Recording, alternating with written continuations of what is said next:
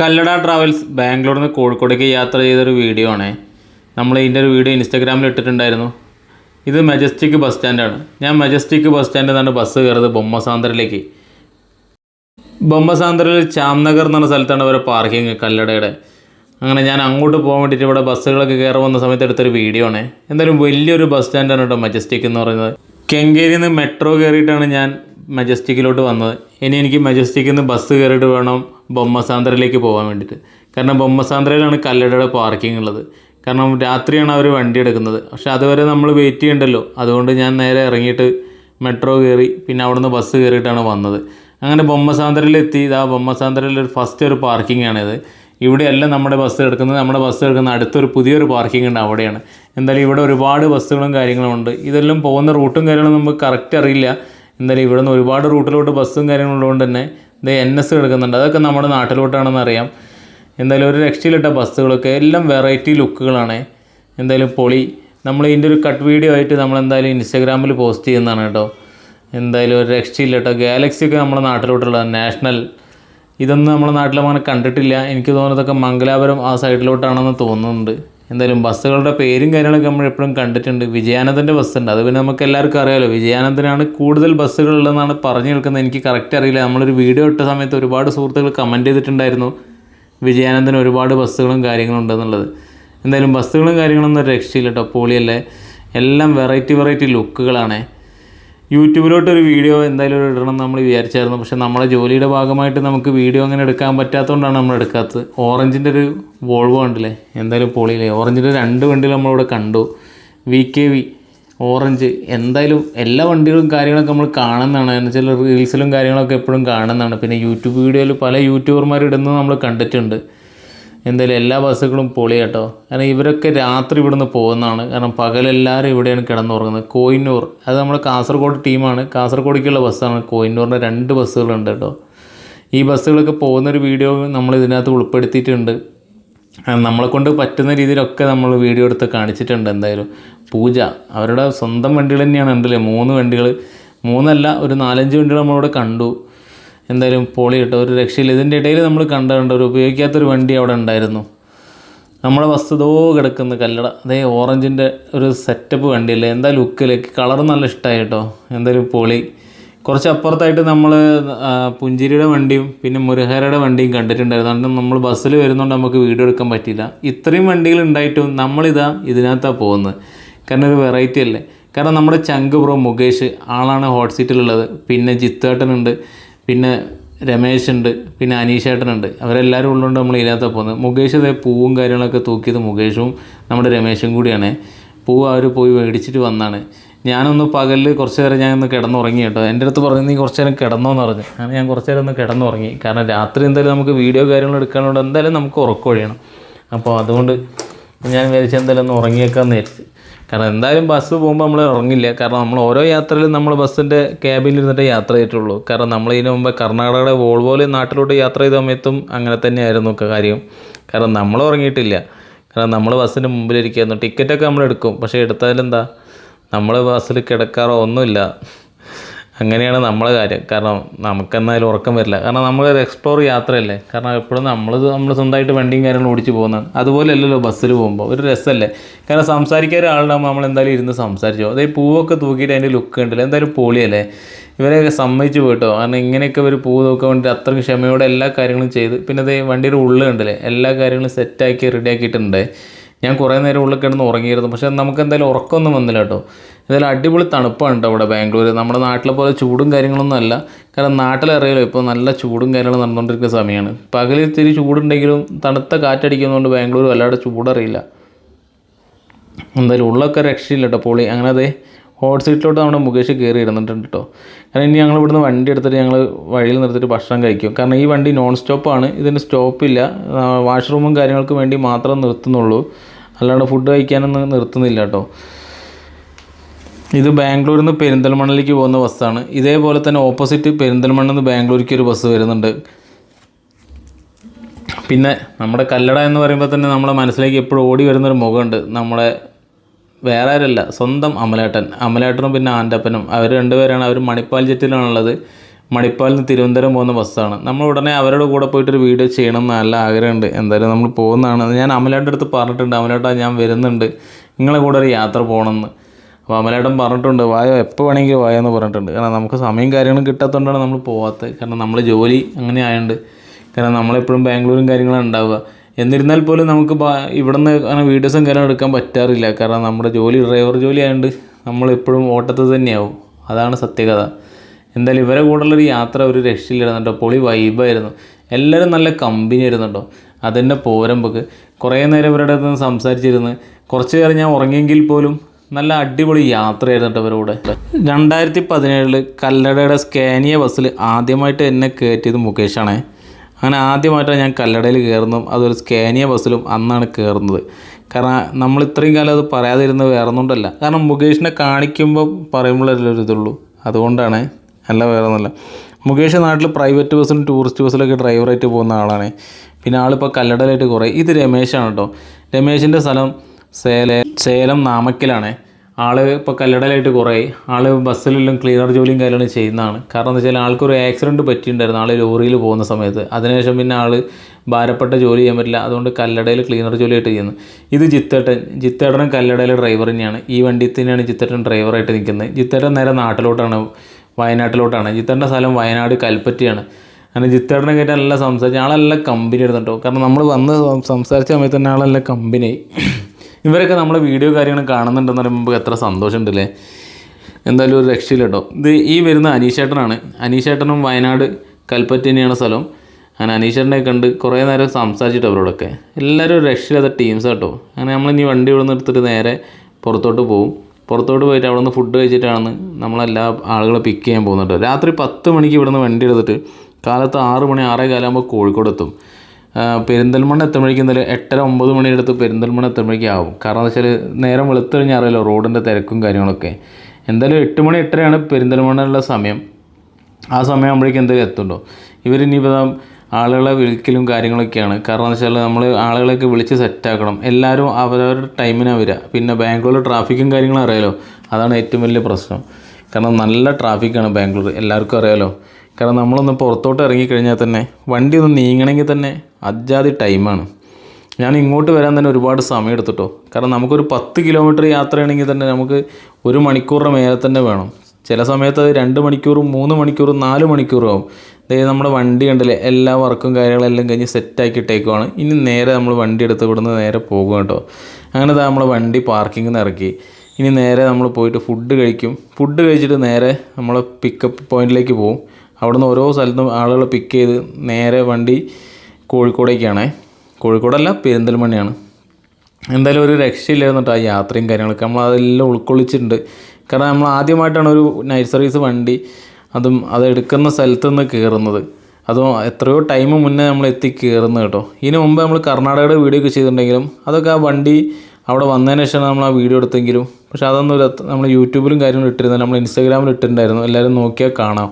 Karnataka RTCയുടെ Volvo 9600ലും പിന്നെ വോൾവോയുടെ തന്നെ 9600 അതിനകത്തും നമ്മൾ യാത്രയുണ്ട്. രണ്ടും രണ്ടായിരുന്നു. കാരണം ഒന്നിൽ സ്ലീപ്പർ ആയിരുന്നെങ്കിലും ഒന്ന് സെമി സ്ലീപ്പർ ആയിരുന്നേ. എന്നാലും മുകേഷ് കളിയൻ ഒരു രക്ഷയില്ലാത്ത മുത്താണ് കേട്ടോ നമ്മളെ. കാരണം നമ്മളൊക്കെ ഒരു ആശാനായിട്ട് വരും ആൾ. അങ്ങനെ നമ്മൾ ഹൈവേയിലോട്ട് ഇറങ്ങിയപ്പോൾ തന്നെ ട്രാഫിക് തുടങ്ങി. ഹൈവേ എന്ന് പറഞ്ഞത് നമ്മുടെ പിക്കപ്പ് പോയിന്റിലോട്ട് പോവുകയാണ്. നമ്മൾ മെയിൻ റോഡിലേക്ക് കയറിയതാണ്. ഇത് നമ്മുടെ സേലം തമിഴ്നാട് റൂട്ടാണ്. അവിടെ ഒരു ലോറി കണ്ടോ, അവരുടെ കേരള രജിസ്ട്രേഷനിൽ ലോറി കണ്ടപ്പോൾ ഇങ്ങനെ നോക്കിയതാണ്. നമുക്ക് പരിചയമുള്ള ആളല്ലായിരുന്നു കേട്ടോ. NS ട്രാൻസ്പോർട്ടിൻ്റെ ഒരു പുത്തൻ വണ്ടിയാണ്. ഇതും നാട്ടിലോട്ട് തന്നെയാണ് കേട്ടോ. എന്താ ലുക്കിലെ ഇപ്പോൾ അടുത്ത് ഇറങ്ങി കേട്ടോ. NS ട്രാൻസ്പോർട്ടിൽ നമ്മൾ അറിയുന്ന ഒരു സുഹൃത്തുണ്ട്. ആൾ എനിക്ക് ഇടയ്ക്കിടയ്ക്ക് മെസ്സേജ് അയക്കുന്ന ലോഗോ വെച്ചിട്ട്. ഇത് പിന്നിൽ ഗാലക്സി ഉണ്ടോ, അതും നമ്മുടെ നാട്ടിലേക്കുള്ളതാണ്. എന്തായാലും വർക്കും കാര്യങ്ങളൊന്നും രക്ഷയില്ല കേട്ടോ. നമ്മളിവിടെ റോഡിൽ നിന്നപ്പോൾ തന്നെ എത്രയാ നൈറ്റ് സർവീസ് വണ്ടികൾ പോകുന്നതോ ഒക്കെ ആളുകളെ പിക്ക് ചെയ്യാൻ പോകുന്നതാണ്. കുറേ വണ്ടികൾ അവിടെ നിന്ന് എന്താ പറയുക, എറണാകുളം സൈഡും തിരുവനന്തപുരം സൈഡിലുള്ള വണ്ടികൾ അതിലും പോകുന്നുണ്ട്. നമ്മുടെ വണ്ടി ഇവിടെ ഉണ്ട്. ഞങ്ങളത് അപ്പുറത്തൊരു ഹോട്ടലിൽ നിന്ന് ഭക്ഷണമൊക്കെ കഴിച്ച് വന്ന് ഇനി നേരെ പിക്കപ്പ് പോയിന്റിലോട്ട് പോകാനുള്ള പരിപാടി. നമ്മൾ ടൈം ആവാൻ നിൽക്കുകയെന്ന് വെച്ചാൽ നമ്മൾ 10 മണിക്കാണ് അവിടെ എത്തേണ്ടത്. അപ്പോൾ സമയം 9 9:45 ആയിട്ടുള്ളൂ. അപ്പോൾ റോഡിൽ അത്ര ട്രാഫിക്കൊന്നും ഇപ്പോൾ കാണുന്നില്ല. പക്ഷേ ടൗണിലോട്ട് അങ്ങ് കയറി ചെല്ലുമ്പോൾ എന്തായാലും ട്രാഫിക് ഉണ്ടോ. അതേ അപ്പുറത്തൂടെ വണ്ടികളൊക്കെ പോകുന്നുണ്ടോ, ഒക്കെ പല സ്ഥലങ്ങളിലേക്കായിട്ട് പോകുന്നതാണ്. രാത്രി സഞ്ചാരികളെല്ലാവരും. കാവേരി ഇതിൻ്റെ വണ്ടീൻ്റെയൊക്കെ വീഡിയോ നമ്മൾ ഒരുപാട് റീൽസിലും കാര്യങ്ങളൊക്കെ കണ്ടിട്ടുണ്ട്. അങ്ങനെ നമ്മുടെ രമേശ് ചന്ദനത്തിരി കത്തിച്ച് ഒന്ന് പ്രാർത്ഥിക്കുകയാണ്. കാരണം നമ്മൾ വണ്ടി ഇവിടെ നിന്ന് എടുക്കും മുന്നേ അത് എപ്പോഴും ചെയ്യുന്നതാണ് കേട്ടോ. അപ്പോൾ രമേശ് എന്ന് പറഞ്ഞാൽ അവർ അങ്ങനെ ചെയ്യുന്ന ഒരു ആളാണ്. കാരണം എല്ലാ കാര്യങ്ങളും പ്രാർത്ഥിച്ച് പൂജിച്ച് എന്താ വെച്ചാൽ എപ്പോഴും ഒരു ദൈവത്തിൻ്റെ ഒരു ഇത് വേണമല്ലോ, അതിനു വേണ്ടിയിട്ടാണ് രമേശ് ഇങ്ങനെ ചെയ്യുന്നത്. എന്തായാലും ആളൊരു രക്ഷയില്ലാത്ത മനുഷ്യർ എന്നിട്ട് നല്ല കമ്പനി വന്നിട്ട് രമേശ്. പിന്നെ ഇവിടുന്ന് വണ്ടി എടുത്ത് അനീഷേട്ടനാണ്. അനീഷേട്ടൻ വണ്ടി എടുത്ത് പിന്നെ ആളുകളെ കയറ്റുന്നതും കാര്യങ്ങളൊക്കെ നോക്കുന്നത് മുകേഷാണ്. കാരണം ഒരാൾ വണ്ടി ഓടിക്കുമ്പോൾ ഒരാൾ ഇത് ചെയ്യണം എന്നാണ്. അപ്പോൾ അതുകൊണ്ടാണ്. പിന്നെ ലഗേജും കാര്യങ്ങളൊക്കെ നോക്കേണ്ടത് രമേശിൻ്റെ കടമയാണ്. അപ്പോൾ രമേശ് അതിനായിട്ടും സെറ്റായിട്ടുണ്ടായിരുന്നു. അങ്ങനെ ഞങ്ങൾ പോകുന്ന സമയത്താണ് ഒരു ഇലക്ട്രിക് വണ്ടി കണ്ടത് കേട്ടോ, ബസ് കണ്ടില്ലേ. ഇത് എവിടേക്ക് പോകുന്നതെന്ന് വെച്ചാൽ ഇവർ ചെന്നൈ എന്നാണ് പറഞ്ഞത്. എന്തായാലും ഞാൻ ആലോചിക്കുന്ന വേറൊന്നുണ്ടല്ല, ഈ ചെന്നൈ വരെ എത്താൻ വേണ്ടി ഇവർ എന്തായാലും ഇവിടുന്ന് ബാംഗ്ലൂരിൽ നിന്ന് പോയി കഴിഞ്ഞാൽ ഒരു വട്ടം എന്തായാലും ചാർജ് ചെയ്യേണ്ടി വരും. അവിടെ നിന്ന് ഇങ്ങോട്ട് വരുമ്പോൾ അങ്ങനെ തന്നെയാണ്. ഇതേ കണ്ടില്ലേ ഒരുപാട് ബസ്സുകളുണ്ട് കേട്ടോ. പിക്കപ്പ് പോയിന്റിലെത്തി നമ്മൾ പിക്കപ്പ് പോയിന്റിൽ നിന്ന് ആളുകൾ എടുക്കാൻ തുടങ്ങി. ആ ഇലക്ട്രോണിക് സിറ്റിയിലാണ് ഇപ്പോൾ ഉള്ളത്. ഇവിടെ കല്ലടയുടെ ഒരു ഓഫീസ് ഉണ്ട് കേട്ടോ. ആ ഓഫീസിൻ്റെ മുമ്പിലാണ് ആൾക്കാരൊക്കെ നിന്നത്. അവിടെ നിന്ന് നമ്മൾ ആൾക്കാരെ കയറ്റി. ഒരാൾക്ക് വേണ്ടി മാത്രം ഞങ്ങൾ കാത്തിരിക്കുകയാണ്. ആൾ വരാൻ നേരം വൈകിപ്പോയി. അതുകൊണ്ട് ആൾക്ക് വേണ്ടിയുള്ള കാത്തിരിപ്പാണ്. പിന്നെ ഇതാ കല്ലടയുടെ ഒരു കട്ടപ്പന വണ്ടിയാണ് കേട്ടോ, ബാംഗ്ലൂർ കട്ടപ്പന. ഇത് AC അല്ല, ഇത് നോൺ AC ആണ്. എന്തായാലും പൊളിയല്ലേ. ഇത് കല്ലടയുടെ ബുക്കിംഗ് ഓഫീസ് ഉണ്ടോ, വലിയൊരു ബുക്കിംഗ് ഓഫീസാണ് അവിടെ ഉള്ളത്. അപ്പുറത്തുണ്ടായിരുന്നത് ചെറുതായിരുന്നു. അങ്ങനെ അവിടെ നിന്ന് ആളുകളൊക്കെ കയറാൻ തുടങ്ങി കേട്ടോ. ഓരോ പിക്കപ്പ് പോയിന്റിൽ നിന്ന് ആളുകൾ കയറാനുണ്ടായിരുന്നു. ഞങ്ങൾക്ക് കെങ്കേരി വരെ പിക്കപ്പ് ഉണ്ടായിരുന്നു കേട്ടോ. അത് കഴിഞ്ഞാൽ പിന്നെ പിക്കപ്പ് ഒന്നുമില്ല. പിന്നെ എന്താ ഗോൾഡൻ്റെ ഒരു വണ്ടി. ഈ വണ്ടി നമ്മൾ ഇതിന് മുമ്പ് ഇവിടെ വന്ന് യാത്ര ചെയ്യുമ്പോൾ ഈ വണ്ടി നമ്മൾ കണ്ടിട്ടുണ്ടായിരുന്നേ, ഗോൾഡൻ്റെ വണ്ടി. അന്ന് നമ്മൾ പോയ വണ്ടി ഏതാണെന്ന് എനിക്ക് ഓർമ്മയില്ല. കാരണം നമ്മളിവിടെ നിന്ന് പല വണ്ടികളായിട്ട് പോകുന്നതുകൊണ്ട് എപ്പോഴും കാണുന്നതാണ് പല ബസ്സുകളും, അതുകൊണ്ടാണ്. എന്തായാലും ഇപ്പോൾ രാത്രിയിലെ പോകുന്ന വണ്ടികളൊന്നും ഒരു രക്ഷയില്ല കേട്ടോ. എല്ലാ വണ്ടികളും കണ്ടില്ല, ഒക്കെ ലുക്കാണ്. എല്ലാം അധികം പുത്തൻ വണ്ടികളാണ് കേട്ടോ. കല്ലടയ്ക്കും പുത്തൻ വണ്ടി വരുന്നുണ്ട് കേട്ടോ. ഉടനെ നിരത്തിൽ ഇറങ്ങുന്നതാണ്. ബോഡി വർക്കും കാര്യങ്ങളും നടന്നുകൊണ്ടിരിക്കുകയാണ്. ഇത് അളിയനാണ് പിക്കപ്പ് പോയിൻറ്റും കാര്യങ്ങളൊക്കെ ചെയ്യുന്നത്, ആളുകൾ കയറ്റുന്നതും സീറ്റ് റെഡിയാക്കുന്നതൊക്കെ മുകേഷ് അളിയനാണ്. അങ്ങനെ ഇനി ഇവിടുന്ന് നമ്മൾ യാത്ര പോകാം. നാഷണലിൻ്റെ വണ്ടി. ഇത് നമ്മൾ നേരത്തെ വീഡിയോയിൽ കാണിച്ച വണ്ടിയായിരുന്നേ. നമ്മൾ പകൽ പാർക്കിംഗ് കണ്ട ആ വണ്ടിയാണത്. അതൊന്നും കേരളത്തിലോട്ട് തന്നെയാണ്. അങ്ങനെ ഇവിടുന്ന് ഇങ്ങനെ യാത്ര തുടങ്ങി. ഇനി ഞങ്ങൾ നേരെ അടുത്ത പിക്കപ്പ് പോയിൻറ്റിലോട്ട്. ഒരാൾ മിസ്സിങ് ആയിരുന്നു. അപ്പോൾ ആൾ കുറേ മുന്നിലുണ്ടെന്ന് പറഞ്ഞ് അങ്ങനെ ആളെ പൊക്കാനുള്ള പോക്കാണ് കേട്ടോ ഇപ്പോൾ പോകുന്നത്. കാരണം ആൾ കുറച്ച് നേരം വൈകിപ്പോയി, അതുകൊണ്ടാണ് ഇപ്പോൾ കുടുങ്ങിയത്. അങ്ങനെ അപ്പോൾ ആൾ പറഞ്ഞ് വരുന്ന വഴി നിന്നത് SRSൻ്റെ ഒരു വണ്ടി ഉണ്ടോ, എന്താ ലുക്കിൽ. SRSനൊക്കെ ഒരുപാട് വണ്ടികളുണ്ടായിരുന്നേ. അങ്ങനെ ഇതാ മുകേഷ് അടുത്ത ആളെ വിളിച്ച് സെറ്റാക്കുകയാണ്. അപ്പം മുന്നേ തന്നെ ഇരുന്നിട്ട് കണ്ടല്ലേ ആൾ വിളിച്ചുകൊണ്ടിരിക്കാൻ ആൾ. രമേശ് ഇവിടെ തൊട്ടടുത്ത് തന്നെ ഉണ്ട്. അനീഷേട്ടനാണ് വണ്ടി ഓടിക്കുന്നത്. ജിത്തേട്ടൻ ഉള്ളിലുണ്ട് കേട്ടോ. ഉള്ളിലുള്ള ആളുകളും കാര്യങ്ങളും റെഡി ആക്കണത്. ജിത്തേട്ടൻ വന്ന് അങ്ങനെ ജിത്തേട്ടൻ വന്ന് പിന്നെ ഞങ്ങളിവിടെ ഇരുന്ന് നല്ലൊരു കമ്പനി ആയിരുന്നു കേട്ടോ. എല്ലാവരും കൂടി ഇരുന്ന് സംസാരിച്ച്. പിന്നെ മുകളിലൊരു ബെർത്ത് ഉണ്ട്. അപ്പോൾ ആ ബെർത്തിലാണ് ഒരാൾക്ക് കിടക്കാനുള്ള സൗകര്യം ഉള്ളത്. കാരണം ഞാൻ സീറ്റ് ബുക്ക് ചെയ്തിട്ടുണ്ടെങ്കിലും എൻ്റെ സീറ്റ് ഉള്ളിലാണെങ്കിലും ഞാൻ പറഞ്ഞു ജിത്തേട്ടനോട്, ജിത്തേട്ടൻ അങ്ങോട്ട് പോയി കിടന്നോളൂ എന്ന് പറഞ്ഞു. ജിത്തേട്ടൻ പറഞ്ഞാൽ അതൊന്നും കുഴപ്പമില്ല, അത് പോയി കിടന്നോന്ന് പറഞ്ഞു. പക്ഷേ നമുക്കെന്തായാലും കിടക്കാനുള്ള ഒരു ഇൻട്രസ്റ്റ് ഇല്ല. കാരണം നമ്മളൊരു വീഡിയോ എടുക്കണമെന്ന് വിചാരിച്ച് വന്നുകൊണ്ട് തന്നെ ആ വീഡിയോ റെഡിയാക്കാൻ വേണ്ടിയിട്ടുള്ള ഒരു തത്രപ്പാടിലായിരുന്നു. എന്തായാലും അടുത്ത പിക്കപ്പ് പോയിന്റിലെത്തി. ആളുകളെ കയറ്റുന്നു, ലഗേജ് കയറ്റുന്നു. എന്തായാലും ഇവരെ സമ്മതിച്ച് പോയിട്ടോ. കാരണം ഇതന്നെ ഒരു പ്രത്യേക വൈബാണല്ലോ. കാരണം ഇങ്ങനെ ഓരോ ആൾക്കാരെ കയറ്റുന്നതും ഇറക്കുന്നതും ഒക്കെ അല്ലേ. അങ്ങനെ നമ്മൾ കയറാനുള്ള ആളുകളൊക്കെ കയറിക്കഴിഞ്ഞ് ഇനി നേരെ നാട്ടിലോട്ട്.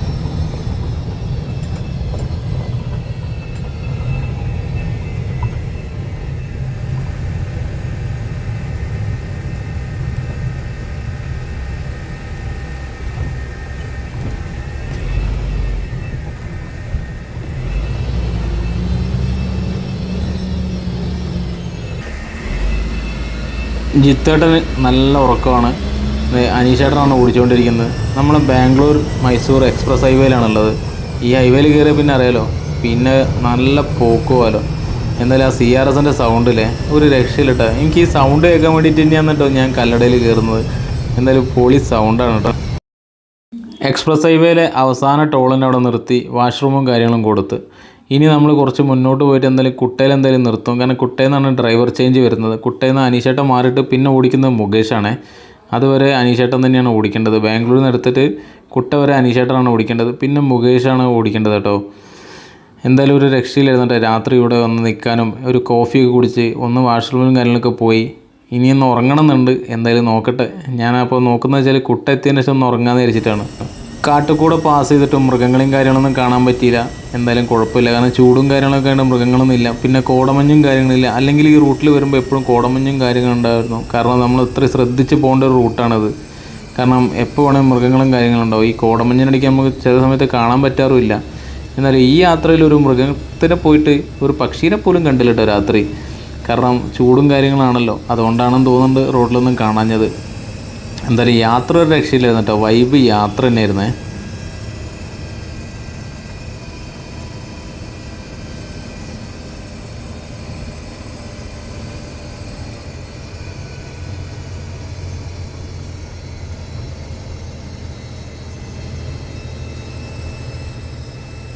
കുട്ടയിൽ എത്തിയ സമയത്ത് കണ്ടതാണ്.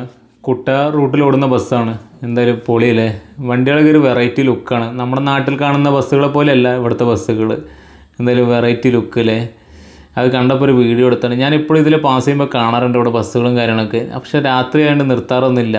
കാരണം നമ്മളെങ്ങനെയെങ്കിലും നാട് പിടിക്കാനല്ലേ നോക്കുള്ളൂ. പേരും കൊള്ളാം ബസ്സിൻ്റെ കേട്ടോ. റൂട്ടും കാര്യങ്ങളൊക്കെ ഇവിടെ എഴുതിയിട്ടുണ്ട് കണ്ടല്ലേ. കുട്ട എന്നുള്ളത് ഇംഗ്ലീഷിൽ ലിമിറ്റഡ് സ്റ്റോപ്പ് എന്ന് എഴുതിയിട്ടുണ്ട്. എന്തായാലും പൊളിയില്ലേ. നമ്മുടെ നാട്ടിൽ കളർ കോഡൊക്കെ പോയതുകൊണ്ട് എല്ലാ വണ്ടികളും യൂണിഫോം ഇട്ടിട്ടാണല്ലോ. ഇവിടുത്തെ വണ്ടികളൊക്കെ ഉണ്ടല്ലേ ഇപ്പോഴും കളർ കോഡ് തന്നെയാണ്. ഇഷ്ടമുള്ള കളർ കാര്യങ്ങൾ, ഗ്രാഫിക്സ്, സ്റ്റിക്കർ വർക്ക് എന്ത് ചെയ്യാം. ഇതൊക്കെ നമ്മുടെ നാട്ടിൽ ഇനി ചെയ്യാൻ പറ്റില്ല. ഇനി നമ്മുടെ നാട്ടിൽ ഇതൊക്കെ തിരിച്ചു വരുമോ എന്നുള്ള അറിയില്ല. എന്തായാലും വന്നാൽ കൊള്ളാം അല്ലേ. അങ്ങനെ നമ്മുടെ ബസ് ഇതാ അങ്ങനെ ഇവിടുന്ന് വാഷ്റൂമും കാര്യങ്ങളും കൊടുത്ത് ഇവിടുന്ന് പിന്നെ ഡ്രൈവർ ചേഞ്ച് ആയിട്ടോ. ഇനി നമ്മളെ സ്വന്തം ചങ്ക് ബ്രോ മുകേഷാണ് കേട്ടോ ഹോട്ട് സീറ്റിൽ. ഇതേ നമ്മൾ ജിത്തേട്ടനൊക്കെ എഴുന്നേറ്റ്, രമേശും എല്ലാവരും എഴുന്നേറ്റ് ഇനി നേരെ നാട്ടിലോട്ട്. ഇനി അളിയൻ്റെ കൂടെ കുറച്ച് നേരം ഇരുന്ന് സംസാരിച്ചിട്ട് വേണം പോകാൻ. പക്ഷേ എന്ത് ചെയ്യാനാ, ഞാൻ അളിയൻ്റെ കൂടെ കയറി കുറച്ചങ്ങ് എത്തിയപ്പോൾ തന്നെ ഞാൻ ഉറങ്ങിപ്പോയി. കാരണം 2 ദിവസത്തെ ഉറക്കം നമുക്കുണ്ടായിരുന്നു. രമേശിൻ്റെ ചിരി കണ്ടില്ലേ. ഞാൻ രമേശ് എന്താ ഉറങ്ങിയെന്ന് വെച്ചാൽ രമേശ് ചിരിക്കുകയാണ്. ജിത്തേട്ടനും കണ്ടില്ലേ. അപ്പം ജിത്തേട്ടൻ പറഞ്ഞ് അടിപൊളിയാണ്, സൂപ്പറാണെന്നാണ് ജിത്തേട്ടനും പറയുന്നത്. അങ്ങനെ ഇനി നേരെ അളിയൻ്റെ കൂടെ ഇനി നേരെ നാട്ടിലോട്ടും.